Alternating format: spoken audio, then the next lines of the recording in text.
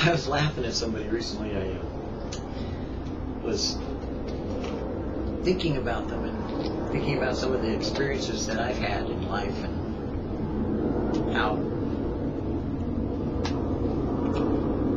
somebody said to me, well, you always seem to know, like what that person is, posting about when it comes to like all these weird ideas and weird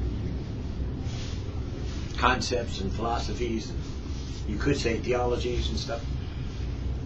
And I said, well, you see, it's easy to get involved in those things and be caught up in them in the darkness, because that's what it really is. It's dark. It's kind of like, you kind of get into it, that topic of, anything that is kind of like off topic. And it's kind of like what we call darkness. It's not in the light, so it's not really bright. It's kind of like shadows. And then sometimes once they start in the shadows, they kind of keep going down that road. And pretty soon, they're in darkness.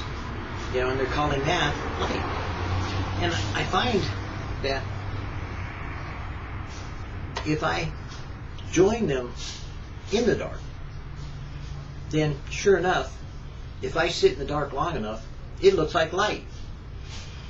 Now, when I'm sitting in the sunshine, like I am right now, there is no doubt that the sun is shining on my back, and it's beating down on me, so to speak, and warming me up, because I'm a little cold. So, I know, because I'm sitting in the light, that I'm in the light. I can tell that it's light, it looks like light, it feels like light, and its effect on me is bright. So it must be light. Now whenever I'm in darkness, I don't really kind of feel the same way. I don't feel like I'm warm. I don't really feel like it's bright. I have to convince myself that it's light, and I have to convince myself that it's, like bright. That's when I'm in darkness. Jesus said it an interesting way. He said that your eye controls basically what goes inside. If you look at darkness, that's all you're going to see. Darkness. If you look at light, that's what you're going to see is light. And I know most people right now are thinking, uh-oh, here it comes. He's going to give us one of those, messages on, what you see is what you get, or, that we shouldn't be watching, porno, or we shouldn't be watching television, or we shouldn't be watching violence, or we shouldn't be watching whatever. Well, no, I'm not going to tell you that. I'm just going to say, hey, you already know you reap what you sow. What you see is what you get. And that's what it is in Christianity. What you see is what you get. If you look at a church, you know what's there. You know what's happening. You know what's going on. There's no real big surprises. You've seen it all. You've experienced it. You walk in, you kind of see, and you go, oh, okay. And that's the way it is. What you see is what you get. The same thing is true about life. You go to a McDonald's, and you look at it, and you kind of see what they got, and that's what you get. What you see is what you get. Well, that's the way it is with God. God doesn't do anything like you don't know. He doesn't try to confuse you and deceive you by saying, we're going to slip something in on you. It's not what you see, it's what you get. We're going to get something to you by tricking you into not being obvious about it. We're going to make it look like something else than what it is. No. You see, when it comes to God, in the Bible, what you see is what you get.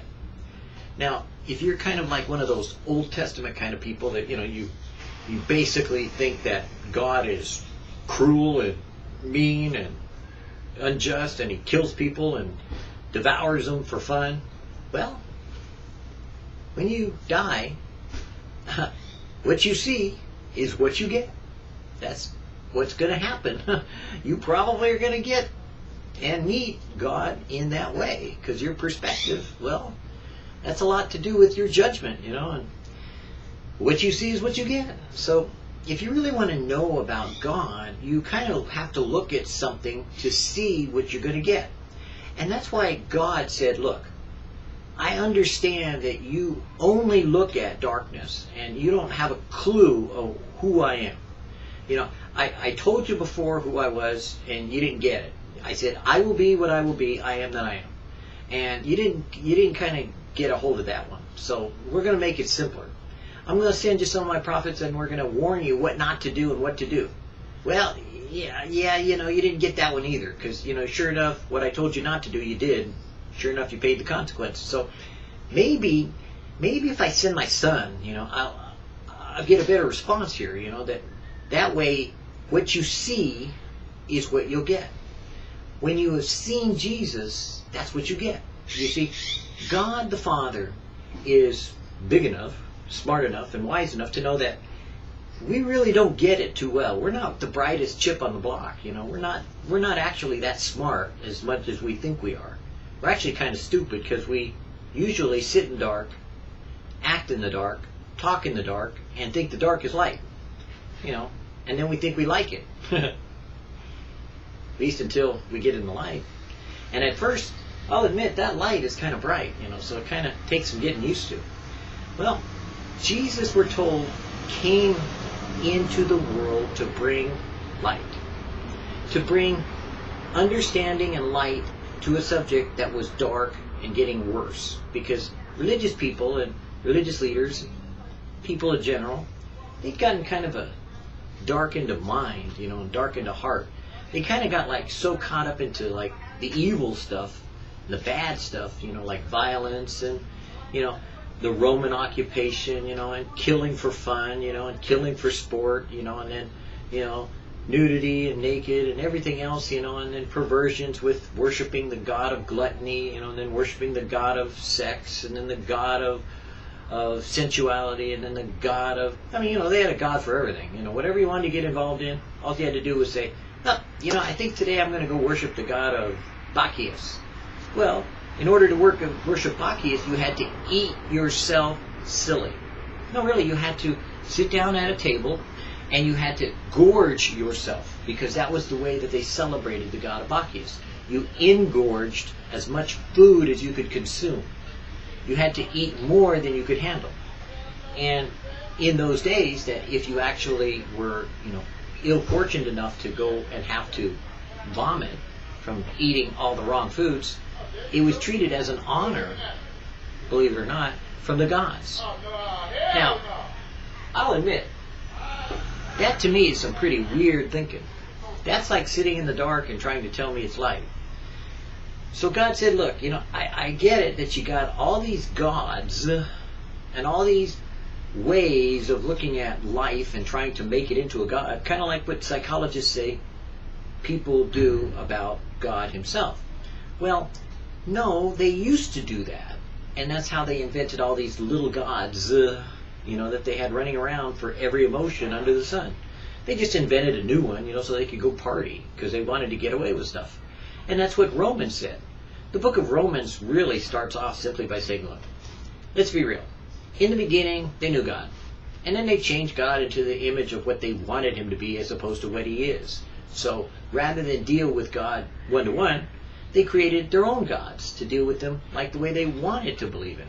And that's what psychology says. You invent your own gods. And the Bible agrees with psychologists. People invent gods.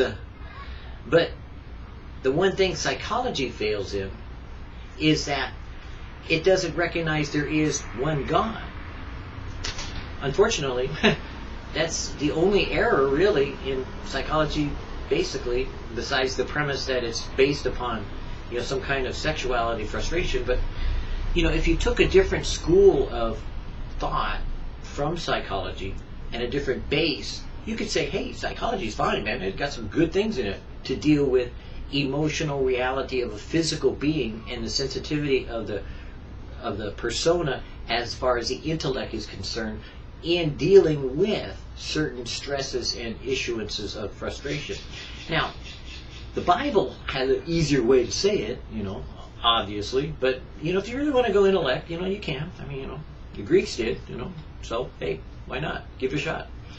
But God likes to give us the simple first. And then make it complicated. So that we kind of like go, get intimidated by the complicated and go back to the simple, hopefully. And the simple was, what you see is what you get. And so he gave us his son, simply saying, look, I'm going to boil it down to, I want your yes be yes, I want your no be no. I want you to know what I say is what I mean is what I say. I'm teaching you some things that are true that you don't understand now, but you will later. But you need to understand them so that you can get to heaven and not go to hell. And so I explained it pretty simple, just do this, do that, hear this, hear that, and be this, be that, and it's pretty straightforward. I mean, the people themselves kind of went, you mean it's not like what all those religious people were saying? No. They're doing it for show, for money, for profit, for gain, for whatever reason.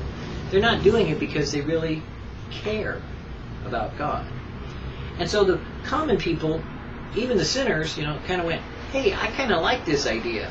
You get what you pay for, you see it, and that's what you're going to get, because I can look at you, Jesus, and see that that's what I want to be like. And so he would say, well, good, come and follow me. I'll show you. And so people did. And for a while they followed him until some things didn't make sense to them, and some of them didn't follow him anymore. But they eventually figured out they wanted something more than what he said, because he kept trying to get people to understand his Father, and they wanted to make him into God, so to speak, even though he is the Son of God, even though he is God. They wanted to make him into a God of men, like a king, so they could be ruled over, and that they could give up taking responsibility for their own actions by putting the blame on Jesus for the ills of the nation. Kind of like what people do, like right now. People right now like to blame either the Muslims, or to blame the economy, or to blame the money, or to blame their job, or to blame the governor, or to blame the president, or to blame someone. It's never a question of, well, maybe what you see is what you get. You reap what you sow. You pay for what you got. Kind of like, you did it, dude, so you got it. Guess what? Consequences and actions. And I don't know about you, but I kind of like my Christianity simple like that. I kind of like it like, teaching me that what I see is what I get. Because then I can look at Jesus and say, well, that's what I want. I don't want, a Catholic version. I don't want a Protestant version. I don't want a Pentecostal version. I don't want a fundamentalist version. I don't want any other version. I want to see what I get. And I want to get what I see. And that's why Jesus said it the way he did. If your eye be full of light, then how great is the light within? But if your eye be full of darkness, how great is the darkness? Your own concepts and misconceptions are what really keep you from God, as opposed to really dealing with who God is.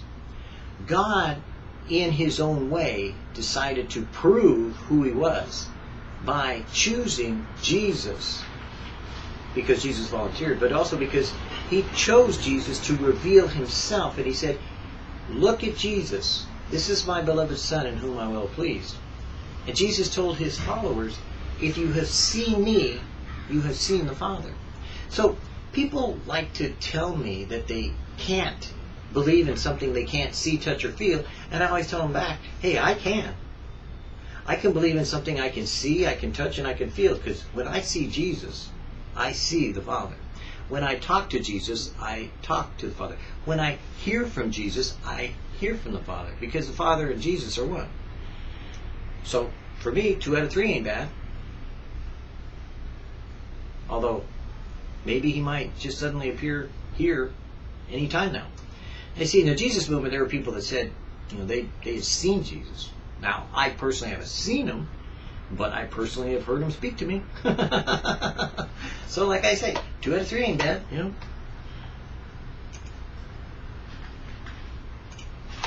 Oh, you want to know what the other 2 are?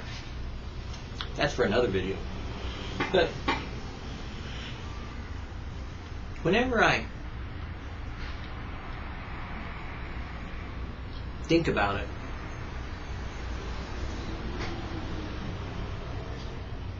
I only get confused about God when people tell me what they think. I never get confused when it's just me and God. I never get confused when it's just me and Jesus. When I look at Jesus, I don't have any confusion about God at all. When I listen to Jesus, I don't have any problem with what he's saying or what he means. I don't have to have somebody interpret it for me. He makes perfect sense. He says what he means what he says. Pretty straightforward to me. When I listen to men and women nowadays, they always seem to jump all over the place. You know, they're always pulling from here and pulling from there and saying this and saying that and kind of like, you know, jumping all around so that, man, I don't see it. You know what I mean? I don't see how they get parts from each different part and try to put it together in some way that, you know, makes you believe without seeing it, but to believe it anyways, because they say, well, you know, God's mysterious and his ways are our ways, but, you know, you can't understand it, so guess what, blah, blah, blah.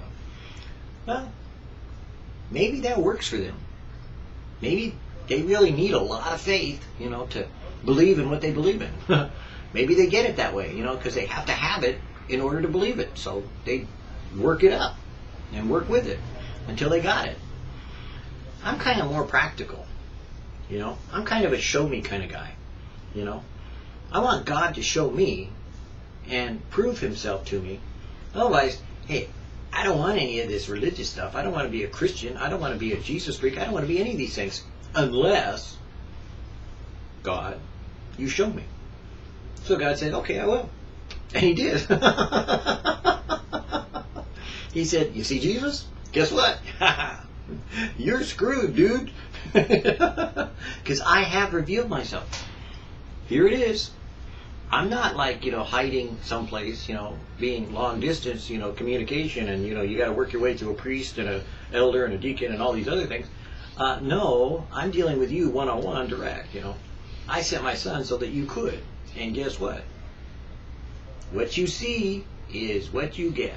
And I went, oh. And you know, that's what makes me, I guess, you'd call me a Jesus freak. Or I like to call myself a Jesus gypsy, because you see, God kind of moved me around all these different places, and kind of like a gypsy's wandering through life, you know, and kind of like nowhere really permanent. That's kind of the way I am. I'm more like a Jesus gypsy, you know. I kind of got maybe some, you know, strange habits, you know. I like dancing, you know, so that's kind of gypsy-like, you know. And I kind of like music, you know. That's kind of gypsy-like, you know. And I kind of like campfires, you know. That's kind of gypsy-like, you know. And I like, if I could get away with riding around in a wagon, I'd probably go for it, because I used to ride around my station wagon, you know, and until my wife just got this car, my Ford Focus wagon was my truck, and my home, and my house, and my car, and my motel, and hotel, and every other thing we used to use it for. Because we camped out. We were car camping before it was popular. Nowadays, it's become popular because people are broke. Funny how necessity is the mother of invention in some ways. But as a Jesus gypsy, I like saying, hey, I can see you, so I'll follow you. I can hear you, so I'll believe in you. I know you, so I will give my life to you. But if I didn't do those things, believe me, you would not call me a Christian, because I would be off into some other religion and do something else instead that makes more sense to me. Because what I see in them, I'll go for it. You know, it's kind of like if I was like, you know, lots of children, you know, and I really wanted to have kind of a handle on things, you know, and be in charge. I'd probably go be a Mormon, except for they want an awful lot of money, you know, but I don't know, you know, it seems like a good idea, you know, if you were like looking for family, kind of like what Glenn Beck said, you know. He said, well, I became a Mormon because I wasn't looking for God, I was looking for family. And so he bought the Mormon theology hook, line, and sinker. that kind of, makes me wonder about just what exactly is he going for or believing in. I mean, no offense to you, but I don't think I'm really interested in what he has to say. But, for me, I was kind of looking for God, so I kind of looked at, all these different religions. I said, those Catholics really look interesting because, they made you feel holy. I mean, it was like big cathedrals. They did all kinds of weird little things, which made you kind of like, ooh, beads, ooh, neat, you kind of hang on to those, and say these things repetitiously. And then they had a missal, which you kind of went, ooh, wow, cool. That looked kind of good. Then I found out that they got it from the Jews, so then I went into Jewish, I said, well, hey, it's my heritage, such a deal, maybe there's something to this Orthodox, and so I checked that out, it's like, well, yeah, they kind of make you feel like you're comfortable, but they're programmed.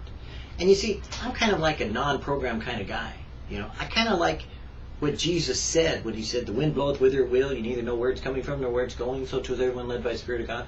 When my life didn't seem to match these patterns that I saw all these other people saying, I began to get back to going to where I could see what I was getting. Because I remembered someone telling me a long time ago, what you see is what you get. And so I looked at the different people around and how they lived their lives, and I thought, no, that's not what I want. As a matter of fact, when I kind of look at Jesus, though he died, when I kind of look at what he taught, though he rose again, when I look at the reality of history telling me that he rose again, and the fact that he told me personally that, yeah, of course he did, but when I kind of began to look at these things, and examine them, and then really look at them, it was like me walking out of the dark into the light and saying, hey, you know what? A light bulb went off my head. It makes sense. What you see is what you get. So I started going, I'm going to get involved in some of these churches, and I want to see what they got. So I would get involved in different ministries growing up as a Jesus freak, and I'd see what they had. I worked for a little while with TBN, I worked for a little while with, PTL. No, not PTL. Met people that did. Worked with Firefighters for Christ, worked with Full Gospel Businessmen's Association, worked with The Word for Today, worked with Calvary Costa Mesa, worked with Foursquare, worked with just a bunch of different ministries at the time. And I remember it was kind of cool because everybody was looking for volunteers, so I'd volunteer everywhere, I'd get involved, and I saw what they had, Campus Crusade for Christ, and Jews for Jesus, and all kinds of neat things. And it was cool, it was fun getting involved, but when I saw what they had, it wasn't necessarily what I wanted, but I helped them at the time for them to do what they saw that they wanted. And so I learned a lot along the way, but I still had to go back to that real simple statement that I've given you, really as a piece of advice, Check it out. Whatever you're going to do with your life, just remember what you see is what you get. You might have to look a little closer sometimes, like don't look in the dark, to try to figure out what these people are doing. Try to look in the light, and bring it to the light. Kind of like what I did with what people were doing. I'd go to Jesus because Jesus said, I'm the light, the world. And I said, well, if you're the light of the world, then I need to bring some stuff to you and figure out what's going on in the dark because I don't understand it. So I kind of took it serious and said, this idea of prayer thing, I don't get it unless it's conversation. And if it ain't conversation, I don't want to pray because to me it looks pretty stupid. People davening against the wall, and bobbing and weaving, and rotating and meditating and, humming and bumming, and kind of like, man, you know what? I said, I don't get that part, God. If you can't answer me, I don't understand all the rest of this junk. So he answered me. I went, oops. You got to quit doing that, God. You're really screwing up my idea of who you are. And maybe that's what you need to do. Maybe you're like me. Maybe you're one of those kind of hard-headed, stiff-necked kind of people, that went, I got questions, God, so, you either answer me or forget it, and you may be shocked. Oops, he may answer you. Now, I haven't said anything wrong about these people that do what they do because I kind of enjoy them where they're at, They do what they do and they enjoy what they're doing. most of them. Some of them get a little, hard-headed about kind of telling other people what to do, but hey, that's what they do. But for me, I found my place, in grace and mercy. But I found myself always going back to that reality of who I see, what I see, and how I see it is what I get. And that's why in the light, I choose to stay in the light. I don't need to get involved in the darkness or the works of darkness or the works of man or get involved in politics or get involved in lies or get involved in cheating or stealing or anything that's really dark. I don't need to go on the, what do they call that? I don't need to walk on the dark side, to know that it's dark there. It's like, hey, kind of like obvious when you're in the light. You're standing back here in the light and you look over there and you go, ooh, that looks dark. I don't think I'll go there. And I kind of like that, because I kind of enjoy where I'm at, and I kind of enjoy who I know and what I know. And so, for you, if you want to be in the light and to walk in the light as He is in the light, the only thing I can suggest to you is, if you're sitting in darkness, take a look, step in the light for a little while and see what you think. If you don't like sunshine, hey, go back in the dark. All you gotta do is turn around and go the other way. But if you do come to the light, and you get kind of like comfortable, kind of basking in the sun, kind of catching a few rays, kind of enjoying, God, instead of like employed by the reality of people telling you what to do, because that's what it feels like. You're employed by being God's hands and His feet. Well, if you kind of like enjoy, like kicking it and checking it and living it and loving it and doing it, then look and see what you're getting with what you're doing. Look at what you're doing today and see if that's what you really want to get out of life. I told my wife this one time, because I worked lots of jobs. I worked boilermaker, network engineer, administrative assistant, corporate structures, business structures, individual structures, writing, personal business, entrepreneurship, worked for rich people, wealthy people, worked all kinds of things.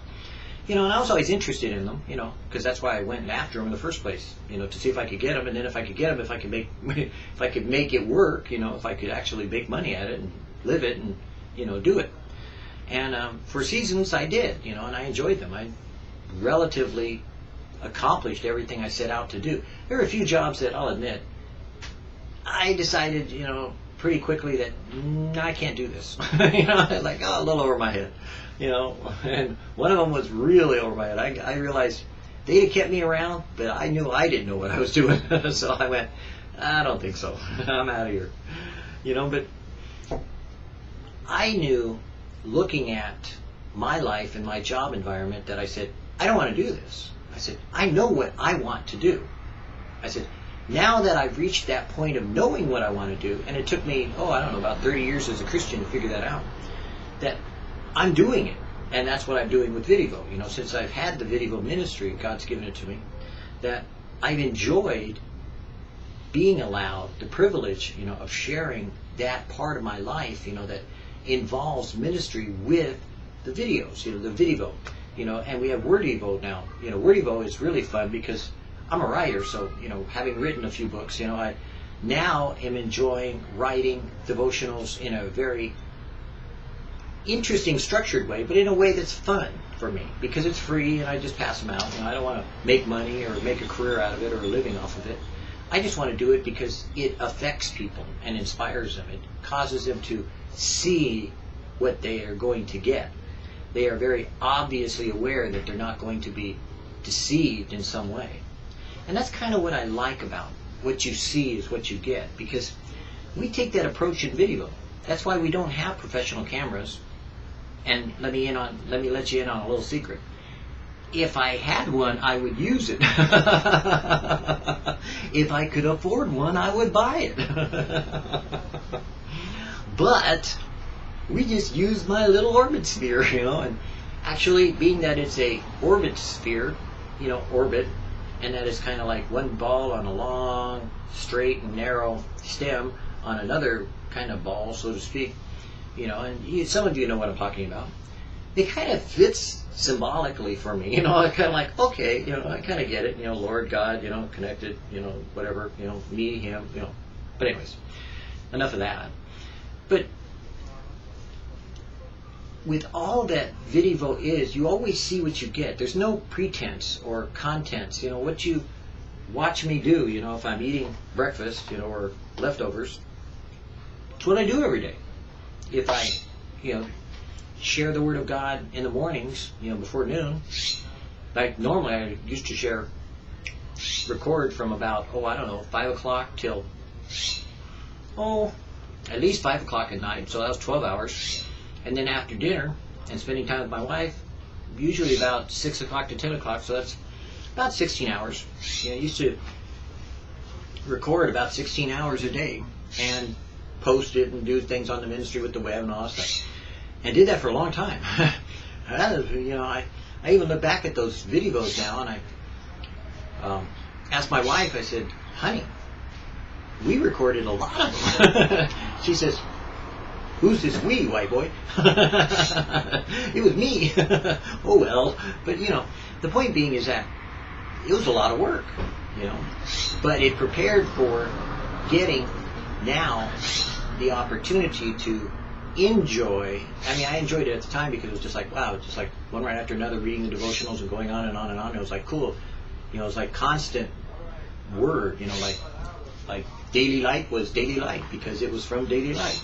And we'll go back to that soon because we're going to present something new in VidDevoLight. But in doing that, I found my place. I found my satisfaction.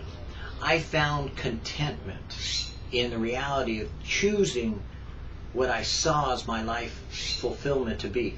All the pieces of my life came together, and all the reality of why I was born became acutely clear in the fact of wrapping them up and presenting them as VidDevo, of allowing me to share Jesus in a personal and intimate way and relating Him to you or to anyone that would watch, that they can know God for themselves without me being involved, but that I can inspire them and help them in some way to find out for themselves the way they should go. Because I don't believe anyone should go, hey, you know, I think I'll follow you. Excuse me? Hello, back up Jack, you know. I'm not looking for disciples. Jesus is. You want to follow somebody, you follow Jesus, but you don't follow me. Because God knows you'll fall into a pit. Follow a fool and you'll wind up in the pit. That's what the proverb says. But hey, I'm just foolish enough to be used by God at times for His glory, so He uses me as He chooses. And that might be to inspire you. So, being in the light, I have fun enjoying the sunshine, enjoying the grace, enjoying the mercy of God. Now, there may be religious people that really need to be dogmatic, doctrinal, practical, pragmatic, you know, get into all this religious attire, you know, and get cleaned up, straightened up, you know, get their worship team together, get their gospel team together, get their evangelism team together, get their missionary team together, and do all these wonderful things. And God knows that's why you have a church, you know. Since some of them have mega churches, you know, where they have mega whatevers, you know, and maybe they have mega burgers. Ooh, if they have mega burgers, maybe I'll show up.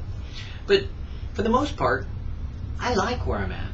I like what I'm doing, as I told my wife. And I told her, look, honey, if you don't want to do what you're doing, don't do it. I said, I've lived my life according to that, and God has always provided for me. I mean, there are times where, yeah, I didn't have jobs, I didn't have a roof over my head, and I didn't have something to eat. But before 3 days were up, I ate. Before, you know, things had gotten too bad, God provided. You know, things got tight. Don't get me wrong. You know, you can get to that place with Hagar crying out to God and saying, God, just let me die so that I don't see my child die. You could get pretty tight there, but God always, in my life, has come through. Because I saw what He said, and I lived according to what He told me to do. And that is always what is the challenge about what you see is what you get, because you need to look at the reality of if God is real and prove to yourself so that when the tough times come, you know who to turn to. I know for my life and my wife and I, it's challenging for us financially. It's struggling for us emotionally at times, because sure, we would love to live with her grandchildren or near her children, but at the same time, God hasn't opened the door for us to do that. So, of course we don't, because we're happy where we're at. We're content doing what God has chosen for us to do. Now, we could think we're going to feel better if we went over the hill, and tried to make the grass greener.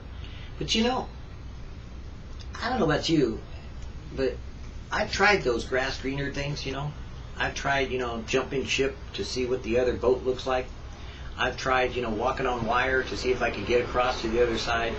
I've tried, swinging from a vine, and seeing how far I could get before I had to let go or else swing back. And sometimes it works. Sometimes, you knew what you got because you saw what you did and you know why you paid the price. And that's where you got to be with the reality of God. You have to deal with Him truthfully and honestly as a person and just say, hey, if you don't get it, you tell God. If you don't understand it, you ask Him. If you don't know, then you go to where He shows you to learn. And that might be at a church that's very religious, very practical, very dogmatic. It might be in one of those denominational ones, like a Catholic or a Greek Orthodox or a Coptic or a whatever you may get into, Greek Orthodox, Coptic, Syriac, or a Russian Orthodox, or one of the Byzantines. It could be in some kind of very structured format. But take Jesus with you, and make sure you stay in touch with Him. It could be in something frivolous and free, kind of like wild as can be, kind of like what Vineyard at times got into, kind of like, rolling and barking and, kind of stomping and chomping and doing their thing, and if that's what you like, then hey, go build a dog kennel. Just kidding, I'm sorry. Like I said, it's me, I gotta be real. But, maybe that's what you enjoy. But take Jesus with you. In all of your life, take Jesus with you, because what you see is what you get, and that's what's going to happen when you die. You're going to see Jesus, and that's what you get. Jesus said eternal life is simply this, that you know me and you know Him who sent me. And that's what eternal life is going to be. You'll see Jesus. That means that you will be spending a lot of time with someone that you should know now, or get to know and begin to realize that is going to be your life's goal and accomplishment, is knowing Him and knowing God the Father who sent Him. Now, me personally, I get excited about that. So I kind of enjoy meeting people that are like Greek Orthodox or Coptic or Syriac or Russian Orthodox. I kind of enjoy Catholics and Protestants. I kind of enjoy Pentecostals and Charismatics. I kind of enjoy just about everybody, I mean, I even enjoy the Mormons, so they're wackos. They're in a cult, to put it bluntly. I mean, they don't know what they're doing, but, they think they do, just like Jehovah's Witnesses think they know what they're doing. But, it doesn't take very long before you kind of look at what they're doing and you kind of see what you get and you go, it just doesn't quite ring right, it doesn't sound right, Jesus, the brother of Satan, the brother of the devil, and So when you start telling me things like that, or I see it, then I don't believe it, then I don't deal with it. So, no offense, I like people that, are open to looking at what they see and realizing what they get. And that's why Jesus came. And that's why Jesus wants you to be in the light. That's why Jesus gave you the light. That's why Jesus is the light of the world. So that you would not have to walk in darkness. So that you would not have to be thinking that dark is light and you don't know where to find the truth or the light. You know as well as I do, and you've heard it before said by someone somewhere. Jesus said, I am the way, the truth, and the life. He said, I am the light of the world. Men love darkness more than they love the light. Because if they had come to the light, then they would be revealed, and their deeds would be proved for what manner they were. Whether they be of flesh or of spirit. Whether they be of man-made or God-made, whether they be directed by God or directed by man. And you and I know that 9 times out of 10, as soon as you put Jesus into the picture, you see hostility, anger, and frustration by those who have man-made ideas as opposed to God-made directions.